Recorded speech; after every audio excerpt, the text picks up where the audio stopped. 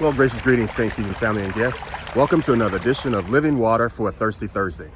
Yeah, we've been talking about this subject. I want to read my Bible, but where do I start? Well, today I want to give a few techniques to make that happen. Before I do that, though, I wanted to recommend one thing that may be helpful to you.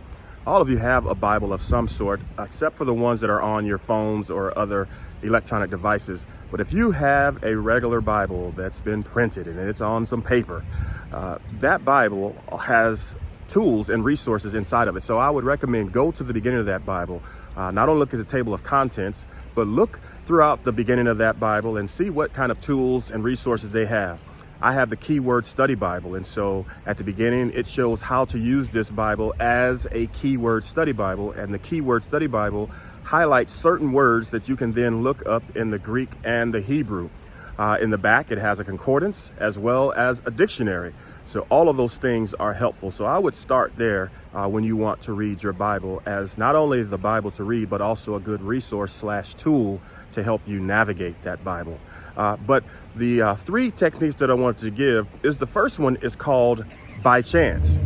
By chance just simply means when you get up in the morning or later on the day or whenever you want, you just basically open the Bible and let it fall to a particular place and you start reading.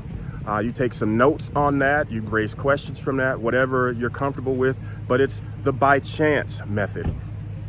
Which is great at times, to just let the Bible flop open to whatever is there and let it minister to you at your point of need. I also recommend that once you find a spot, dig into it a little bit, marinate on it, pray over it, and let God give you more illumination, more revelation, more application for your life. But that's the by chance method. The other way is literally just having by book method, where you go book to book to book. A good technique there when you're going to go by book is, depending on what you want to learn. If you're kind of a new believer, and you want to kind of know what stories there are in the Bible and a general oversight on how I should conduct myself as a believer, then reading those first 5 books is critical. It's called the Pentateuch. And so you read those first 5 books of the Bible, and that will give you most of the stories. They're kind of known as the Book of Moses. It's known as the Law. Read through those. It will tell and teach you so many things about where our faith developed, and then literally a lot of the stories that you hear so many believers talking about on a regular basis. And then you want to go to the New Testament and read a gospel. And the gospel that I would recommend, because it's the shortest, and typically as new believers when we're trying to read, our attention spans for the Bible isn't as long, so I would recommend Mark, which is the shortest gospel. Mark, it's only 16 chapters, but if you want to really feel and sense the power of God, I recommend you reading the book of John, because it does that. If you want to know what you should be doing in the church, how you should conduct yourself and what your church should look like that you serve at, then of course I would recommend you read the book of Acts. Again, we're talking about by the book method, where you're just reading books of the Bible. And then of course you would want to read one of the epistles to kind of help you in how you live and how you act. And a good, again, small book to read for that is the book of James. I would read the book of James. If not the book of James, the book of Ephesians, or both. Both of those would be good books for you to read. Of course, many of you know already about comforting words like the Psalms, and if you want wisdom, the Proverbs. And so many of you already know that.